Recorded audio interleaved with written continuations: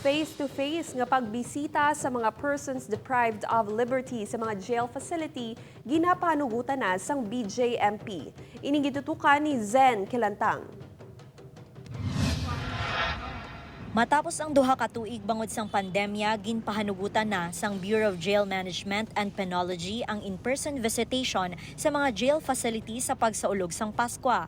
Kinahanglan nga makakomply ang mga jail facilities sa mga rekisito agud mapatuman ang face-to-face nga pagbisita sa mga himata sa mga PDL.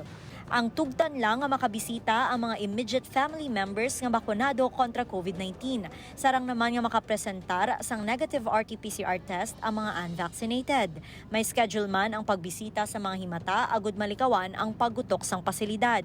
Ginakabig naman nga good news sa mga himata sa mga PDL ang ini nga mando gikan sa central office.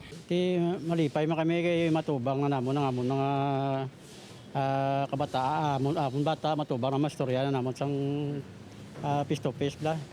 Makastorya kami mayo through telephone lamot subong maka face to face kami mayo panlipay kami nga muna. Samtang suno kay Nanay Heidi, gamiton gid sini nga tion ang pagpahanugot na sang face-to-face nga pagbisita agud nga malaygayan ang iya bata nga yara sa sulod sang jail facility.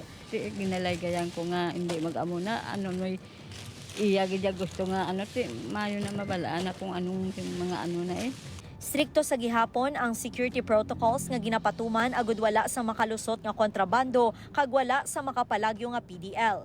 Kailangan meron silang separate at secure na visiting area. Yung kompleto, may lamesa, mayroong chairs at talagang for visitation purposes na isang area na enclosed at merong bubong or roof. So kung umulan, umaraw, okay ang ating mga bisita. Upod Caramal Perkia, Zen Kilantang, One Western Visayas.